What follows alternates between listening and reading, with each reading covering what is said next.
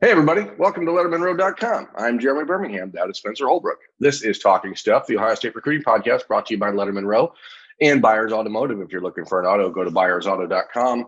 Spencer, it is December, and we are looking towards signing day finally in what has been the longest, strangest, weirdest, wildest recruiting period ever. And two of Ohio State's top targets in the class of 2021 have made some news in the last few days, so we'll start there. First, we'll talk about the five-star offensive lineman, Tristan Leigh, who has announced that he is going to make his college decision on January 2nd. And, you know, if you've been a watcher, listener, reader of Lettermen Row, of the show, of myself, I've not been particularly bullish on the Buckeyes' chances. And Spencer, could you just explain to people why that is? Tell them what I'm supposed to make. He was supposed to make the trip for the Buckeye Bash back in, was that October now? That's been over a month ago now. Yeah. Wow, it's great. But he was supposed to make that trip and didn't because of some family issues. He had said that he wanted to still get to Columbus, but you got to check the calendar now. It's December now, and he still hasn't made that trip, even though, you know, it's not as far of a drive or a flight as Oklahoma and LSU are. It just seems like the effort isn't quite there as much as it is with Oklahoma and with LSU to get on campus for Tristan Leigh. Yeah, I mean, that really breaks it down. I mean, the truth is that it is a 6-hour drive. And, you know, while I understand that family matters do come up there, it does make it seem like it should be possible to just get to Columbus for the weekend, or even a 2-day, you know, middle of the week trip if you really were interested in taking a look. Now, that being said, I mean, the talk is out there. It's interesting. In the last couple of weeks, it seems like this recruitment is turning into more of an Oklahoma-Ohio State battle as opposed to LSU. And I'm not sure if I buy that entirely, but that is what's kind of being talked about, that maybe the distance to LSU combined with the off-the-field issues down there may be enough to keep him looking closer to the Ohio State-Oklahoma stuff instead.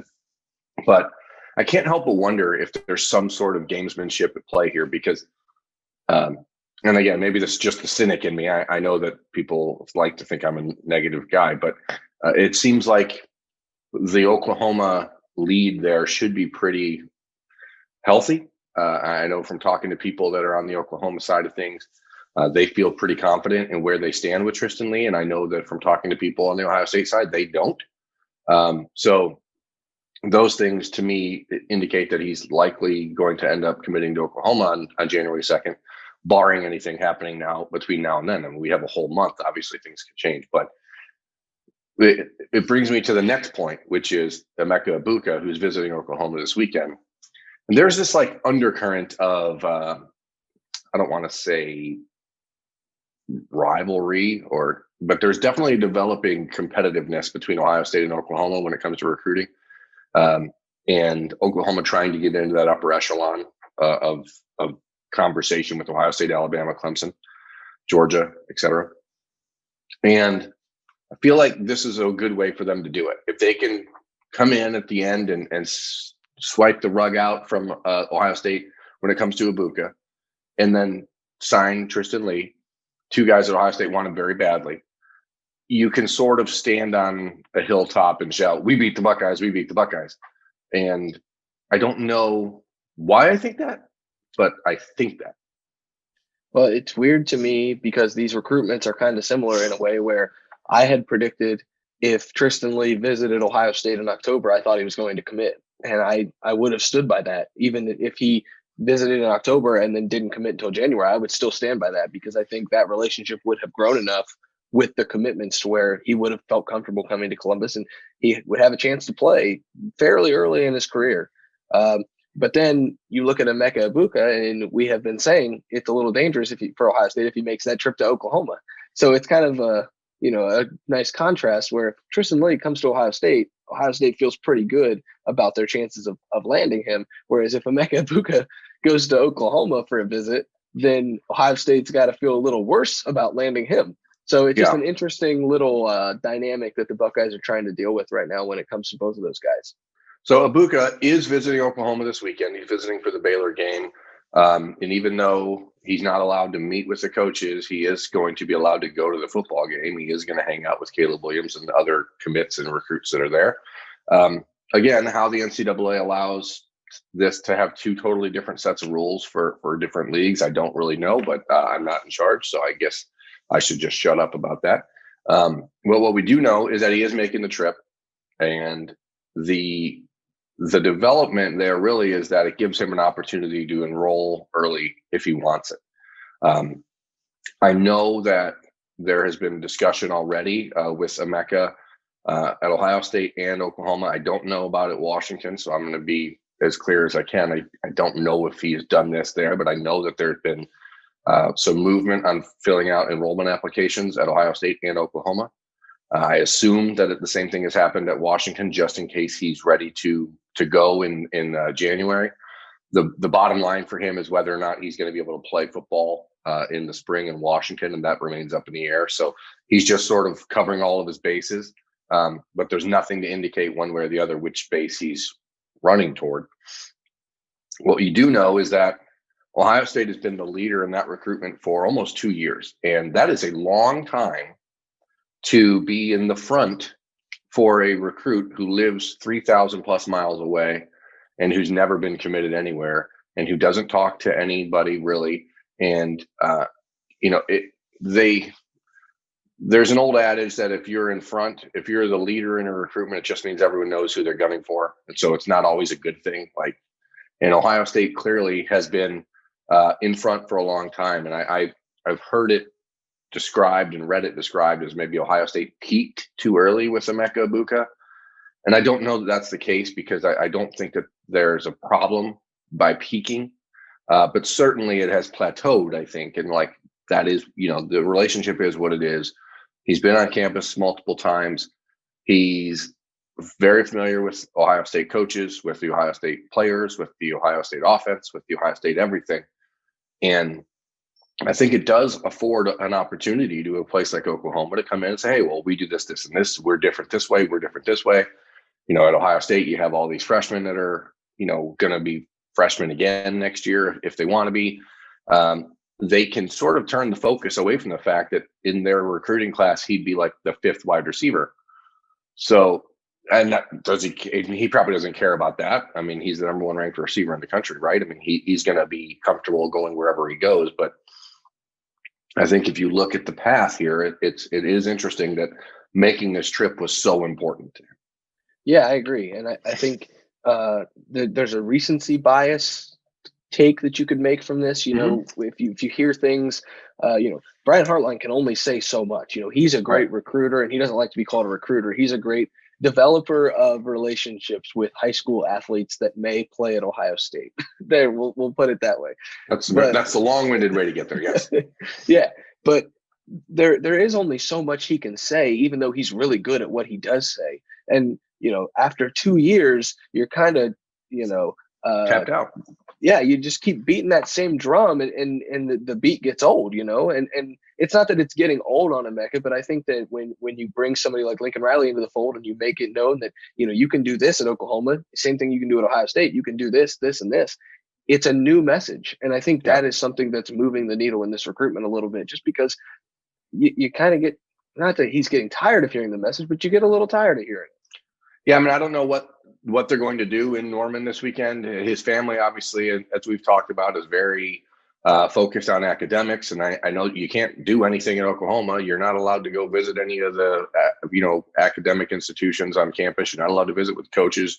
So it's really just a chance to see what Norman is about and I guess hang out with Caleb Williams. But I'm going to say this in as flat out a term as I can, and I don't want it to sound negative or whatever, but if playing with Caleb Williams is the most important thing in the recruitment of Emeka Egbuka, then so be it. I mean, then that's the most important thing. Academically, Ohio State is obviously the best of the options he's looking at. I think he knows that. Obviously, there's value in staying close to home in Washington. Oklahoma is exciting, and there's a good relationship with Caleb Williams and a developing relationship with their coaching staff. I don't know that this weekend is going to be enough to overtake Ohio State, but I'm not wanting to dismiss the fact that it was obviously very important for him to make this visit. We're in the middle of a pandemic. It is running rampant around the country. He didn't want to risk making the trip in August when he was initially supposed to go to Oklahoma because of the pandemic. It seems interesting timing wise now that it's so important to go. To me, that lends to the theory that he is planning on just enrolling early somewhere, because otherwise, why do this now if you're really going to hold off? But that's what's happening. I mean, he's going to go visit Oklahoma, and Brian Hartline and Ryan Day and the Buckeyes are going to have to find a way to say, hey, it doesn't matter that we have Julian Fleming and Jackson Smith and Jigba and G. Scott. It doesn't matter that we have Marvin Harrison and Jaden Ballard. What matters is that we're the best spot for you to get developed, and it'll take you 1 year of playing at Ohio State to get to the NFL. And, it is an interesting discussion because Oklahoma's offense is obviously enticing. It's not like it's a program that doesn't throw the ball. It's not like it's a program that doesn't develop receivers, because they do. So, there is some back and forth. Yeah, you're not recruiting against like Florida State here, But I think Ohio State's best pitch is probably an NFL pipeline right now for him, because I think the best thing to say is, look at what I don't want to throw names out there, but I guess I will throw like a guy like Marquise Brown, Hollywood Brown from Oklahoma. Like, that guy has not really panned out so far in the NFL. And then you look at a guy who I think came in the same draft class as him, Terry McLaurin, who is just blowing up, and he wasn't even as good in college, I guess, by number standards. So it's just interesting. I think Ohio State can use that pro pipeline when you start directly recruiting against Oklahoma, because for a long time Ohio State had to recruit against 4 or 5 schools with academics and everything. Now you can start to sell that NFL thing at the end. Yeah, I mean, and that's, again, the question is, and I've said this a few times in the last few months, what's the most important thing? Is it academics? Because that's what the mantra was in the beginning and throughout the majority of his recruitment. Is it the chance to be developed? Is it the chance to stay close to home? Is it playing with one particular quarterback? I mean, there's, again, all 3 of these schools have a 5-star quarterback. All 3 of them have offenses that are attractive. All 3 of them have good relationships with the receivers coaches and the head coaches. So it's not like there's any real advantage here for anyone other than potentially Ohio State, because they've been in front for so long. And the relationship may be better with the parents for him at Ohio State, especially with his mother, who's been on the trip with him to Columbus. So, that's the real rub of it, I guess. And we could talk about Emeka Egbuka for the next month, and we probably will. But I think the important thing for Ohio State here, Spencer, is to have clarity one way or the other, to know what he's going to do before signing day, because the Buckeyes were very, very close, from what I understand, to offering Marcus Allen down at Clayton Northmont in Ohio, who then committed to Wisconsin last month. And if on December 10th or 12th or 13th, whatever, that Egbuka is going to end up going somewhere else, then you can at least have an opportunity to reevaluate and say, hey, maybe we need to offer someone else with 2 weeks to go before signing day, if getting a third receiver is paramount, which, again, that's been the plan all along. That's why we've always talked about Troy Stellato and Egbuka, because they want 3 receivers in that class of 2021. So you sort of need to know ASAP what Egbuka is going to do so that you can make another call if you're going to, because after signing day, in this cycle, in this economy, there is no opportunity to really go out and find a diamond in the rough. A lot of kids haven't even played senior football. There's no opportunity to get people on visits. There's no opportunity to go evaluate in person. So, like, if you're not sure of someone right now, if you haven't seen enough on tape from a senior season, how do you offer anyone else?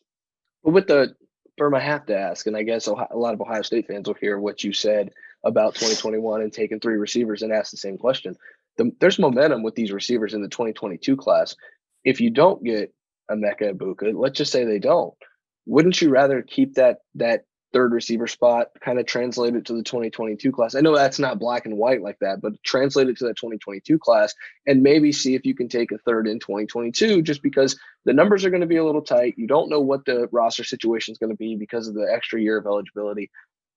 If you don't get Egbuka, don't take a flyer on somebody when you could land a couple of the top target wide receivers that you're going after in that 2022 class, because that class is going to fill up quickly. I completely agree with you. Whether or not Ohio State does at this point, I don't know. Obviously, it's different when you are chasing the number one ranked receiver, a 5-star receiver, a guy who could be a pro in 3 years like Egbuka, or a developmental kid, a kid that needs a little bit more time. This is sort of the rub when building a roster. You have to have both parts, right? You have to have that instant hit, and you have to have that guy who can develop 4 or 5 years down the road and help fill in roster spots down the road. So I don't know. That is the $1 million question for Ohio State, but it's also why they sort of need to know what is going on with Emeka Egbuka entirely. Now, what we do know, he's visiting Oklahoma this weekend. Ohio State knew about that trip before it became public knowledge. So at least there's confidence there that the relationship is good enough that he's telling them that. And so I guess we'll see where it goes. And the truth is, he's never been committed to Ohio State. And, a 2-year lead in a recruitment is hard to maintain. And we'll see if Brian Hartline and the Buckeyes are able to pull it off. Spencer, I wanted to go back here and we'll talk about a guy who was once committed to Ohio State, and Jaden Wouldby, the safety from Florida State. I know that's probably going to be asked about by people, so let's just dive into it right now. About 45 minutes ago on this Wednesday morning, he announced that he was going to be leaving Florida State as a graduate transfer. The question obviously is going to come up, especially considering Ohio State's obvious need at safety. Would the Buckeyes be interested? Again, this is a situation where I'm going to say my answer, which is I would absolutely be interested if I was Ohio State, but I am not Ohio State. And I don't know if they are going to be. And to be honest, I don't think they know if they are going to be. It happened 45 minutes ago. Yeah, it's an interesting time to do it with signing day coming up, because he said he's going to be a grad transfer. He's not going to the NFL. He probably could go to the NFL and be a late round pick probably, but if you get that one more year and you have a really good breakout year and you become, let's just say he's an All-American in safety wherever he lands, you're talking a lot more money. So I think it's better for him to go the grad transfer route. I know that's not why we're talking about it, but it is important for that. You get in the transfer portal or the graduate transfer portal. I don't even know if there's a difference before signing day. So teams know, hey, if we don't have a safety, it's okay if we don't get one on signing day, because there are guys in the portal that we can go try and grab. And, this is a top 35 prospect. Looking at his 24/7 page right now, the number 4 safety in the country in 2018, who was probably going to Ohio State, He was committed there for a long time, I believe. And so the relationship is obviously there. I believe he was committed to the Buckeyes when Kerry Combs was there. So there is a relationship there. So you have to wonder if they're going to be interested, because do you have a lot of defensive backs in the 2021 class? Yes, absolutely. It's a loaded defensive backs class. But those guys are not all going to be ready to take the field for the Buckeyes to win a national championship in 2021. Yeah, and Jaden was committed to Ohio State for over a year in the class of 2017. He was the reason that Wyatt Davis was interested in Ohio State. I mean, he was a former, All-American out at St. John's Bosco in California. And, the school that produced Wyatt Davis and Court Williams. He is, ironically, he's sort of the guy that opened the door to Ohio State to that school, and then flipped to Florida State 2 days before signing day, for some reason being convinced by Willie Taggart that he was going to develop him for the NFL at Florida State. Of course, Willie Taggart is no longer the coach at Florida State and probably never should have been. And now he's leaving Florida State. So we'll see. I think that there's going to at least be a, proverbial kicking of the tires there, but this happened within the hour, and there aren't any decisions made at Ohio State yet about what they're going to do in that respect, because quite frankly, they're worrying about Michigan State. So I did go ahead. I will add though, this is not like a 3-star safety that is having a good season somewhere and is going to decide to try and level up. This is a top 35 prospect that was wanted by most of the schools in the country, and the name recognition is there inside these recruiting departments. You have to believe that schools are going to act quickly. So Ohio State obviously needs to have all of its attention on Michigan State, Michigan, Big Ten title game, and getting to the college football playoff. At the same time, though, along with this recruiting class, if you're going to be interested in this guy, I think you might want to act quickly, because I feel like there's going to be a lot of interest from a lot of big time programs trying to get this guy on campus. Yeah, the timing is interesting. Jaden had a pretty serious leg injury early in his career. He's back. He's healthy. He's playing well for Florida State. But obviously that program is in disarray, and there is no value to staying there for another year as he prepares for his NFL dreams. So, Spencer, I did want to circle back. A few months ago, you and I got a little bit of guff from folks when I don't want to say we laughed off Tennessee's summertime. We did. We laughed off Tennessee's summertime recruiting success, and basically said, eventually they have to play football again. And once they started playing football again, a lot of these big names would end up leaving their class. And do you want to say it? We told you so. Okay. I mean, listen, Terrence Lewis, the 5-star linebacker from Miami, is decommitted from Tennessee.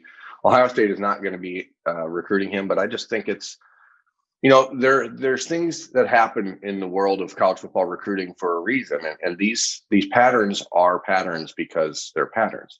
And it's obvious when you've been watching this for a while how things are going to transpire. And some kids you just know are going to decommit, and it's not even necessarily from where they're committed to. I mean, the fact that he was committed to Tennessee only intensified the likelihood of that happening. But even a guy like Tumiche Adeleye, who decommitted from Ohio State, I mean, he was committed to Ohio State, and still you just kind of knew that there was an opportunity or a potential that he would end up leaving the class at some point. And eventually, I think he'll end up signing with Alabama, which ironically, both of Ohio State's decommitments in the class of 2021 will probably end up at Alabama. So that's interesting. I do want to touch on that point now that I'm just rambling. Also, there has been internet fluttering, scuttlebutt, tweetering. I like to say the word tweetering, Spencer. Yeah, you do. There's been some discussion about the potential, I guess, for Devante Smith to end up back in the Ohio State recruiting class. And I don't think people should get their hopes up for that. I just feel like maybe that bridge is gone for him to return to the class, not just because of the fact that, he decommitted or anything like that. It's not like the Buckeyes are holding a grudge. It just, with the 6 defensive backs committed, there is, I think, some stability and comfort with who they have, and maybe not being sure exactly how Devante would fit into that.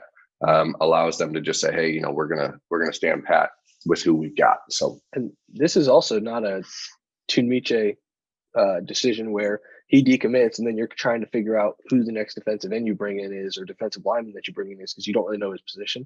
This is one of those things where Devante Smith, who stars, whatever you want to say about recruiting stars, a 3-star or low 4-star cornerback decommitted, and they got Jordan Hancock a couple weeks later. So this is not a situation where they're scrambling looking for cornerbacks. If they were in that situation, I think it would probably be a little more likely, that the internet rumors could maybe sprout up into being something. But in this situation, you traded Alabama Devante Smith, and then you got Jordan Hancock, the number 1 corner on the board for Ohio State the entire recruiting cycle. So what are we actually talking about here when it comes to, do you need this guy, or do you want him in your class after he's already decommitted once? It's just interesting to me that the little dynamic in that recruitment, and we'll see what happens.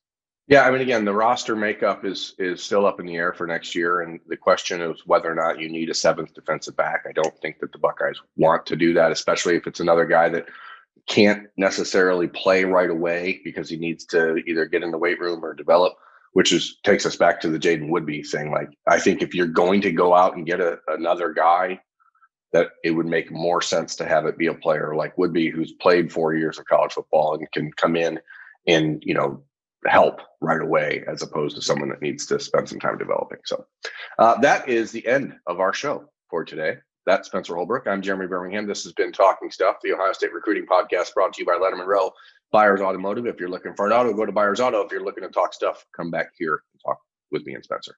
Thanks for watching, everyone. We'll be back in a few days. Have a good one.